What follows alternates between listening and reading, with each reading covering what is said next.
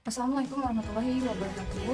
Perkenalkan, nama saya Intan dan atas saya merupakan penuh laporan keluarga berencana Kecamatan Sidoarjo, Kabupaten Provinsi Sulawesi Selatan. Di sini saya akan menjelaskan tentang tata cara penginputan data verifal KRS atau verifikasi dan validasi data keluarga berisiko stunting bagi kader TPK, khususnya di Kecamatan Semindang Aji, Kabupaten Bengkulu ini.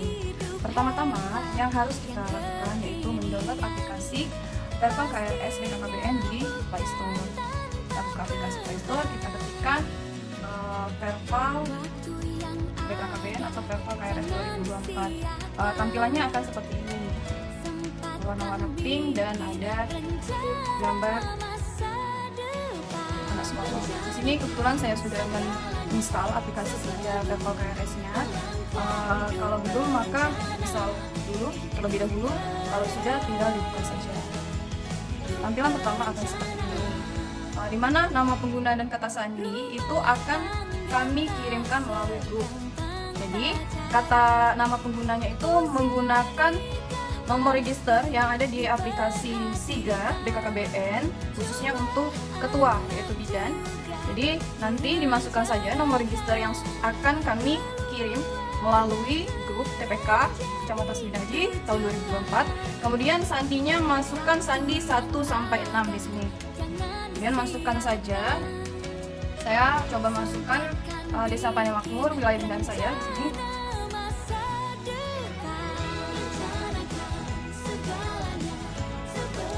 Kemudian masukkan kata sandinya.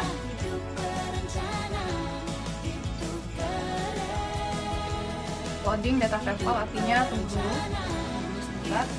Ini datanya di sini ada tampilan loading data tanggal 22 bulan 5 jam 8.13 periode 2024. Di sini ada ringkasan jumlah progres verifal, artinya berapapun jumlah keluarga yang sudah kita verifal akan muncul progresnya di sini. Kalau 1 per berapa persen dia akan muncul di sini. Kemudian keluarga sasarannya di sini artinya di Desa Panai Makmur, Kecamatan Semindang Aji ini keluarga sasaran yang akan di-verifal itu sebanyak 183. Namun dari 183 ini jika ada keluarga baru yang belum terdata sebelumnya maka bisa ditambahkan saja, maka progresnya bisa lebih dari 100%.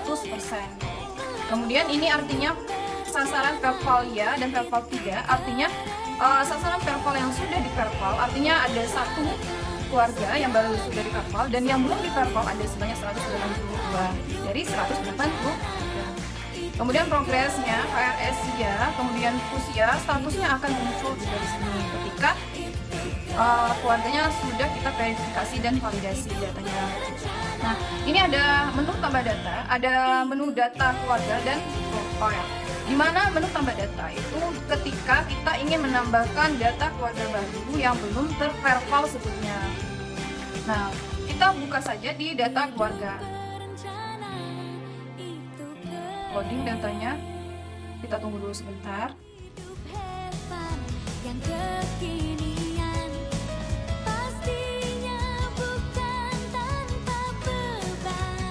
Ini data-data keluarga yang akan kita verifal, di mana keluarga sasaran ini sebanyak 183 keluarga sasaran tadi. Kemudian semua keluarga itu artinya cakupan keseluruhan keluarga yang ada di Desa Panai Makmur. Nah, di mana keluarga sasaran inilah yang harus kita verifal terlebih dahulu. Jadi satu-satu datanya. Di sini juga ada tampilan data NIK tidak wajar. Jika kita klik ya, maka akan muncul data-data NIK yang tidak wajar di sini. Bisa kita filter. Jika tidak, maka ya datanya akan keseluruhan muncul keluarga sasaran saja.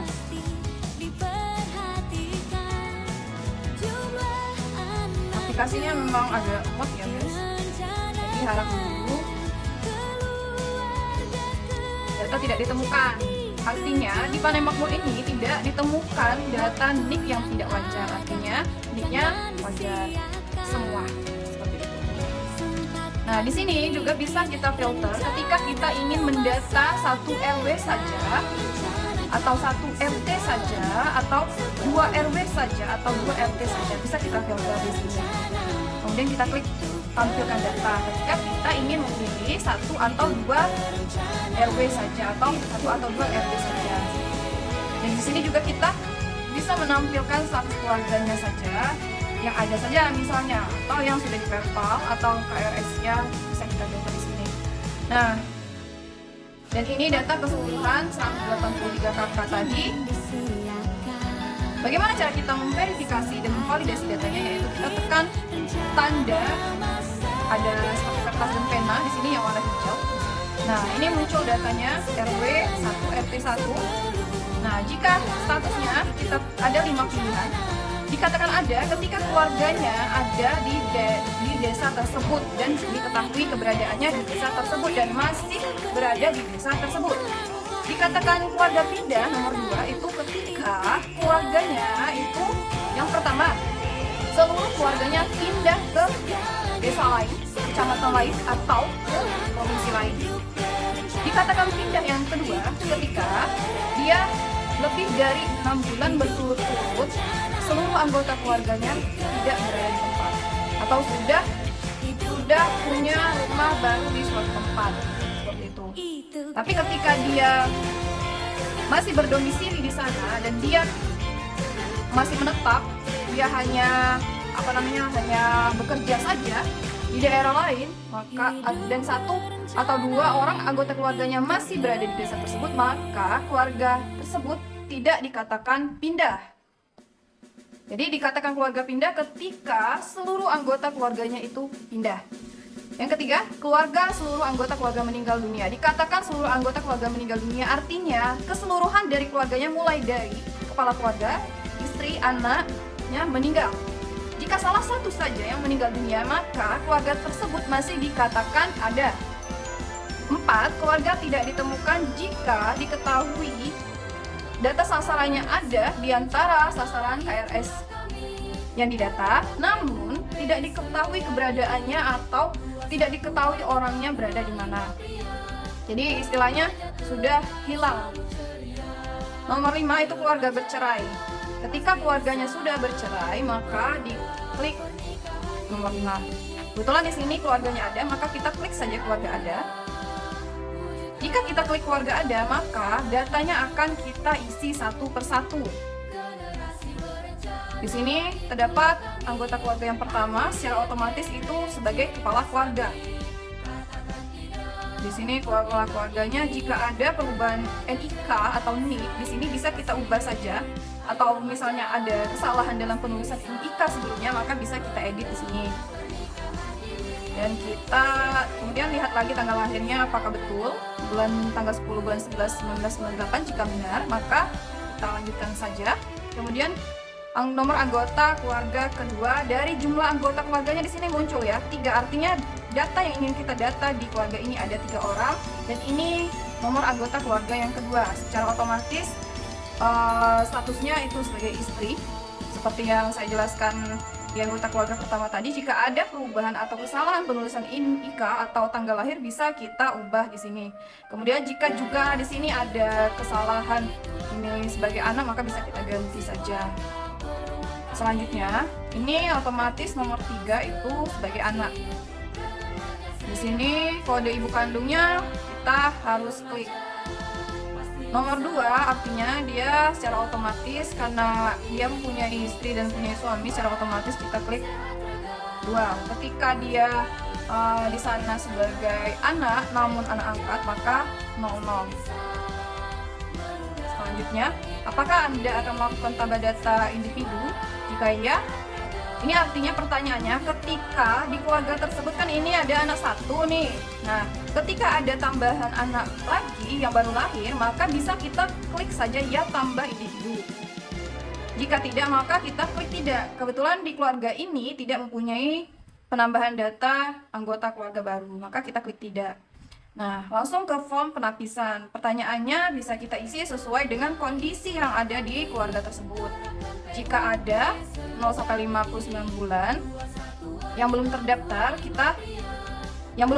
artinya kita bisa klik ya. Jika tidak, yang belum terdaftar perlu kita garis bawahi yang belum terdaftar. Jika ada anggota keluarga 0-59 bulan yang sudah terdaftar, artinya sudah masuk di keanggotaan keluarga sebelumnya, maka kita klik juga tidak. Jika artinya di sini yang belum terdaftar saja. Ini apakah ada anggota keluarga yang akan menikah tahun ini? Jika ya, maka klik ya. Artinya anggota keluarga itu terdiri dari 3 orang tadi, bukan anggota keluarga lainnya. Misalnya sepupu, bukan seperti itu, tapi anggota keluarga yang kita data 3 dari 3 anggota keluarga yang tadi. Kemudian di sini sesuai dengan kondisi yang ada,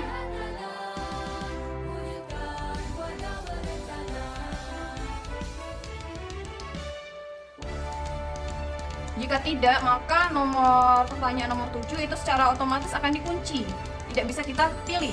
Namun ketika kita jawab ya, maka kita ketikkan usia kehamilannya di sini. Kemudian pushnya hamil, klik ya, secara otomatis ya.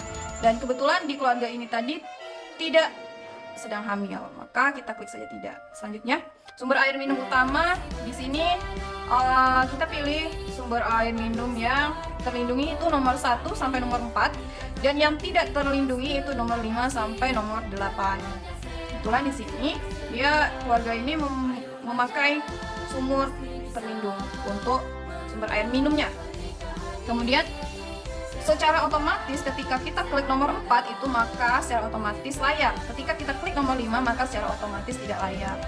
Next, memiliki fasilitas tempat buang air besar jika ya.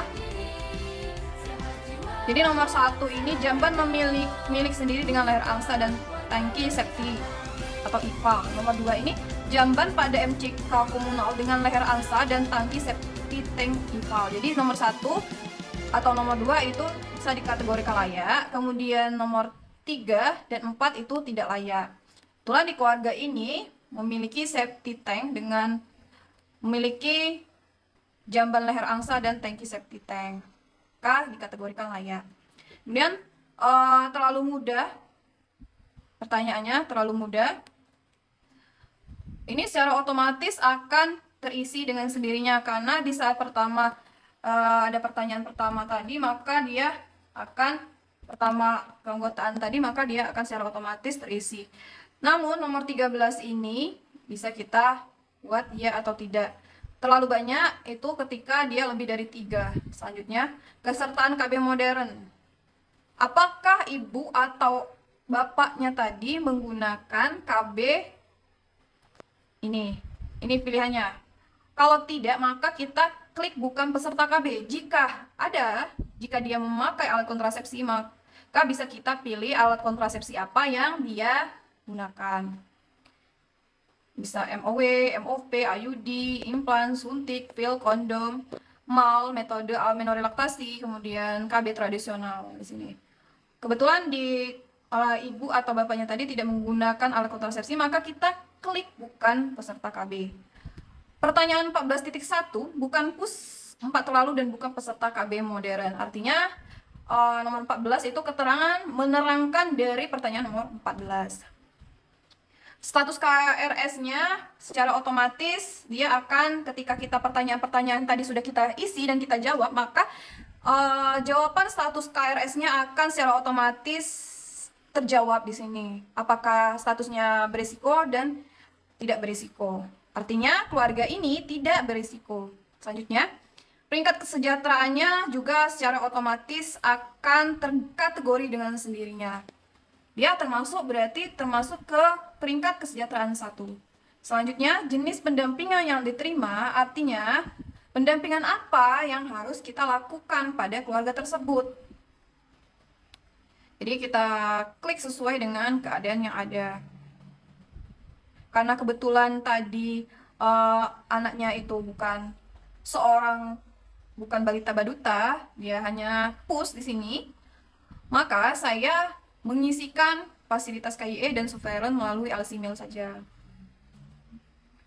Fasilitas KIE yang saya lakukan karena ibu tadi tidak menggunakan alat kontrasepsi, maka saya melakukan penyuluhan tentang macam-macam alat kontrasepsi. Dan saya melakukan LC-Mail karena anaknya sudah remaja. Selanjutnya, izinkan Siga Verbal mengakses foto, video di perangkat ini, izinkan. Nah, di kategori 1 dan kategori 2 di sini dianjurkan untuk mengupload foto rumah tampak depan, jamban. Jadi di sini saya buat saja kondisi lingkungannya. Jika baik, kita klikkan buatkan keterangan tambahan kondisi lingkungannya baik atau buruk. Kebetulan kondisi lingkungannya dari sekitar rumah keluarga ini, kondisi lingkungannya baik. Maka saya ketikkan kondisi lingkungan baik.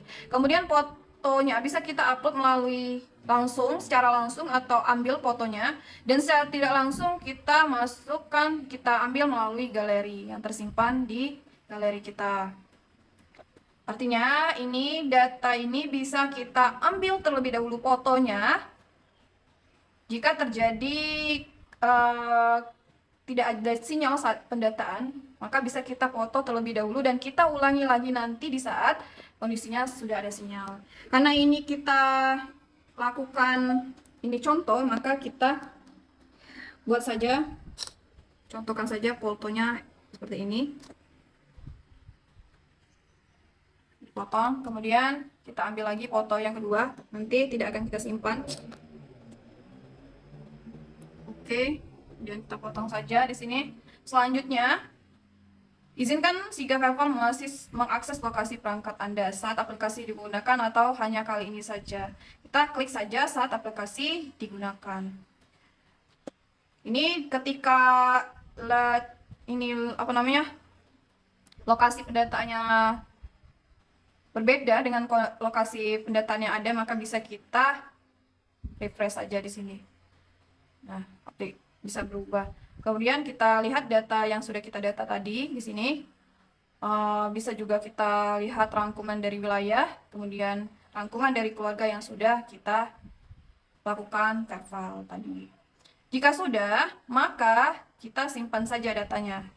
Kebetulan ini tadi karena saya hanya mencontohkan saja, maka data ini tidak akan saya simpan. Saya kembalikan saja. Demikianlah yang dapat saya berikan. Semoga dapat bermanfaat dan bisa dipelajari dengan baik dan bisa dipahami. Jika ada pertanyaan, mohon ditanyakan saja di kolom komentar atau ditanyakan langsung bagi kader TPK Kecamatan Semindang Aji, bisa bertanya langsung lewat Japri atau lewat WhatsApp group. Demikianlah yang dapat saya sampaikan mengenai aplikasi Verval KRS 2024. Lebih dan kurangnya saya mohon maaf, pada Allah saya mohon ampun. Wabillahi taufiq wal hidayah. Wassalamualaikum warahmatullahi wabarakatuh.